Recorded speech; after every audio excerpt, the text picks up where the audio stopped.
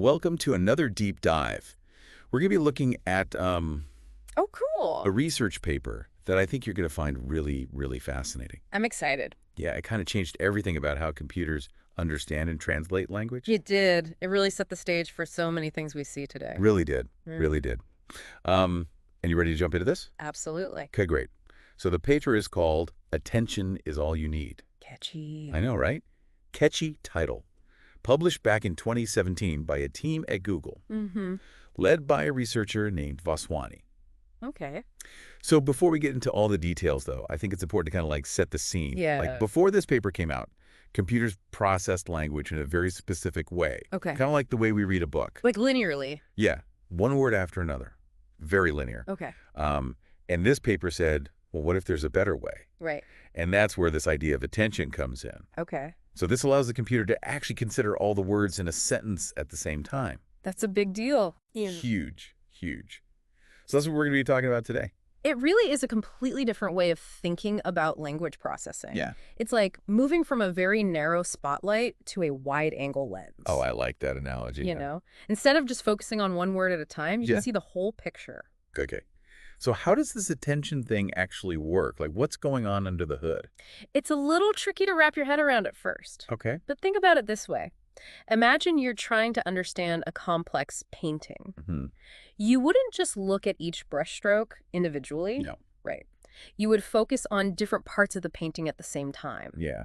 Try to see how they all fit together. I'd be looking at, like, the colors, the composition, maybe, like, the expressions on people's faces if they're in the painting. Exactly. And that's kind of what attention in AI is all about. Okay. It allows the model to focus on the most important parts of a sentence simultaneously, Okay. weighing the relevance of each word to the others. So the model isn't just reading the words. It's actively trying to figure out, okay, what's the main point here? What are the relationships between these words? It's like the model is having a conversation with itself, asking questions. Oh, Like, okay, what's the main verb here? What's the subject? What are they doing? wow. And by considering all these relationships at once, it gets a much richer understanding. Okay, I'm getting it. But how does the computer actually know which words are the most important? Yeah, that's the part that gets a little more technical. Yeah. The paper introduces something called scaled dot product attention. Okay, so that sounds complicated. It is. It's a mathematical way for the model to assign weights to different words, Okay. indicating their importance in relation to each other. Can you maybe give me like an analogy to help me understand that? Sure. Imagine you've got a detective interviewing multiple witnesses to solve a crime. Okay. Each witness provides different clues, Right. and the detective has to figure out which clues are the most important. Attention in this paper is kind of like that. Oh, The model is acting like a detective, evaluating the importance of each word by looking at its relationships. so it's really like solving a puzzle. Exactly. Okay, that makes a lot more sense now. It did lead to the development of this new architecture called the transformer, which we'll talk more about. Transformer. Okay. But one of the key things about the transformer is it utilizes something called multi-head attention. Multi-head attention. Okay. More detectives. Kinda. Think of it like having a team of detectives, each focusing on a different aspect of the case. Gotcha. One detective might be looking for fingerprints, while another is analyzing the crime scene photos. Right.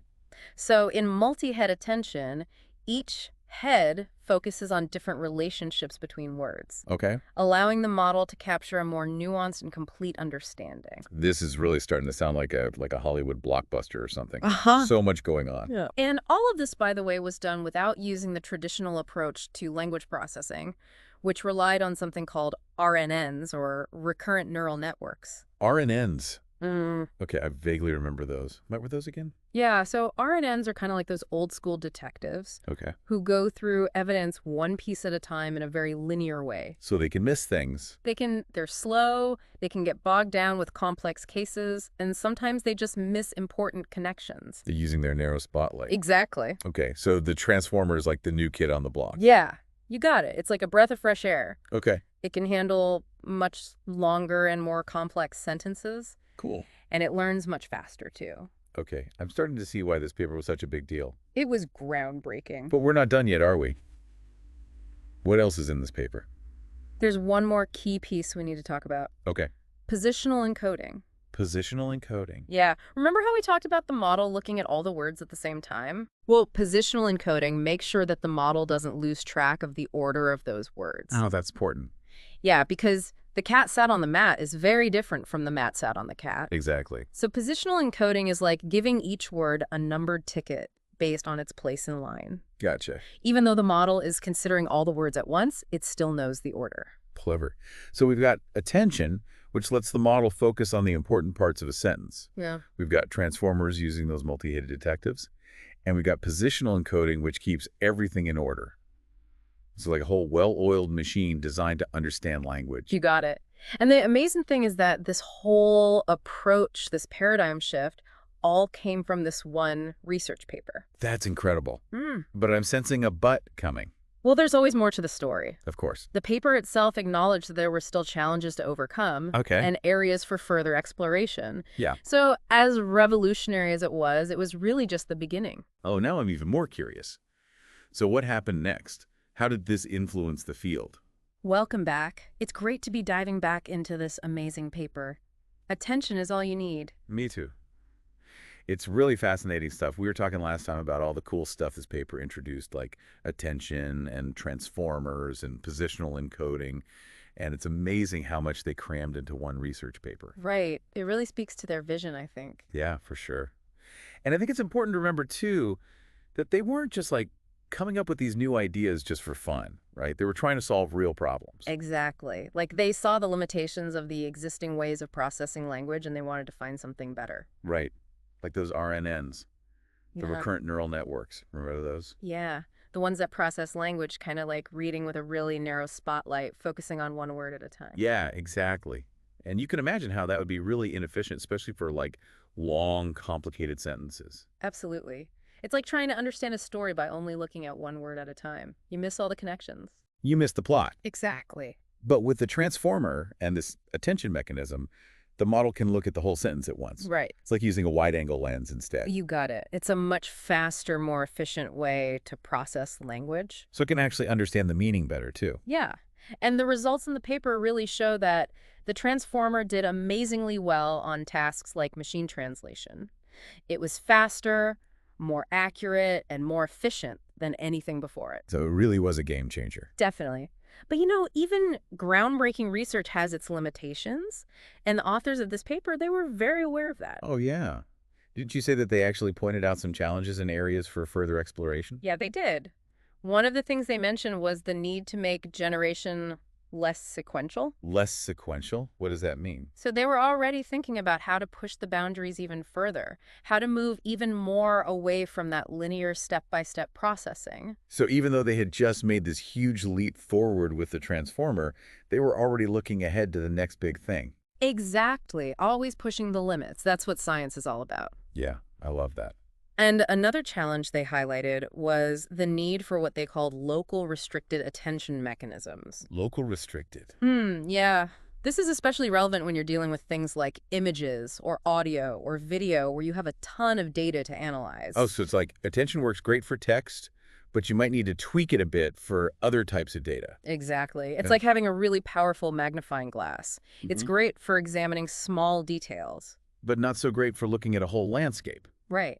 You need different tools for different tasks. That makes sense. And the authors of the paper, they recognized that there was still a lot to explore in terms of applying attention to all sorts of different problems. So even though this paper was revolutionary, it was really just the tip of the iceberg. Yeah, it opened up a whole new world of possibilities for AI and inspired tons of research that's still going on today. It's crazy to think about how much impact this one paper has had. It's like it planted a seed that grew into a whole forest of innovations. A whole forest. And those innovations are now everywhere, right? They're influencing how we search for information, how we interact with our devices, all sorts of things. Mind-blowing. But before we get too lost in the big picture, I'm curious to know more about the people behind this research. Okay. The paper has a bunch of authors, all from Google, right? Yep, all from Google. Who were some of the key players and what did they do? Well, even though the paper lists the authors alphabetically, we know a few specific contributions. For example, it was Jacob Uskerate who first proposed the idea of replacing RNNs with self-attention. So he was the one who said, hey, let's ditch the old way of doing things and try something totally new. Yeah, he was the one who had that initial spark. That's pretty awesome. It is. And Yeah. then you have Ashish Vaswani and Ilya Polasukin, who played a key role in actually designing and building the first transformer models. So they were the ones who took that spark and turned it into a real working system. Yeah, they were involved in every step of the project. So it was a real team effort. Absolutely. Okay, what about the others? Well, there was Noam Shazir, who made significant contributions to a few key areas, like something called scaled dot product attention and multi-head attention, and the parameter-free position representation. Wow, that's a mouthful. I know, right? Basically, he helped refine how the model understands word order. So they were a real powerhouse team. It's amazing what a group of talented people can do when they work together. Yeah, for sure. It shows the power of collaboration and having a good environment for sharing ideas. I love that. So we've covered a lot today, from the nitty-gritty details of attention and transformers to the bigger picture of how this paper impacted AI. But I have a feeling we're not quite done yet. You're right. There's one more really important concept from this paper that we need to talk about. Okay, hit me with it. Self-attention. Self-attention. Now you've really got my attention. What is that, and why is it so important? All right, so we're back for the final part of our deep dive into attention is all you need, and I am so ready to hear all about this self-attention thing. I'm excited to explain it. This is where things get really interesting. So remember how we talked about the model being able to look at all the words in a sentence at the same time? Yeah, like taking in the whole scene. Right. Well, self-attention takes that idea a step further. Okay. It basically allows each word to look at all the other words in the same sentence to better understand its own context. So it's like each word is checking in with its neighbors, Right.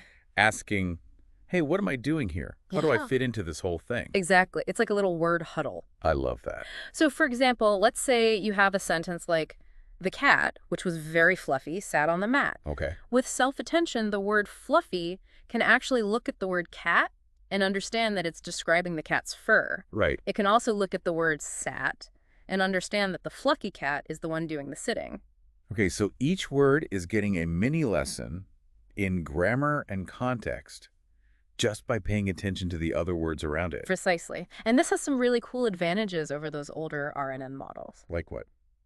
Well, for one, it's much better at handling something called long-range dependencies in sentences. Long-range dependencies. Remind me what those are. Sure, think about a sentence like, the scientist who had been working on the experiment for years finally made a breakthrough.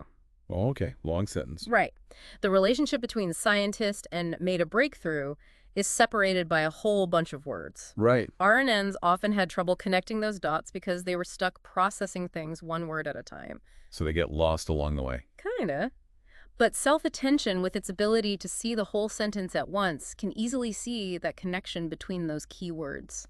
So it's like self-attention helps computers understand the meaning of a sentence, even when the important information is spread out. Exactly. Makes it much more accurate. What else is cool about self-attention? Another potential advantage is something called interpretability. Interpretability. Yeah, basically researchers can use self-attention to actually visualize which words the model is focusing on when it's making predictions. Wow, so you can peek inside the AI's brain? Kinda. It's like having a window into its thought process. Yeah. That's so cool. But I guess all this technical stuff wouldn't mean much if it didn't actually lead to better results. Right. You're absolutely right. So did it. Oh, absolutely. The results they got in this paper were incredibly impressive. Okay, tell me more. The transformer, with its attention mechanisms and self-attention, it achieved state-of-the-art performance on a bunch of different tasks, like machine translation. So it beat the old RNNs. Yeah, it consistently outperformed them, and Wow. often by a pretty big margin. Okay, so it wasn't just a more intuitive way to process language. It actually worked better. Exactly. It really was a paradigm shift in the field. And you said before that it's impacted more than just language processing, right? Oh, yeah, for sure. The ideas from this paper have been used in all sorts of areas, like image recognition, music generation, even drug discovery. Wow. So this paper wasn't just about teaching computers to understand language. It was about finding a better way for AI to understand the world in general. You got it. This one paper really sparked a revolution in AI research. It's amazing to think about. Well, we've covered a lot of ground in this deep dive. From the basics of attention to the power of self-attention. We've seen the technical details, the results, the impact. It's been quite a journey. It has. And hopefully it's inspired our listeners to learn even more. Yeah, the world of AI is always changing.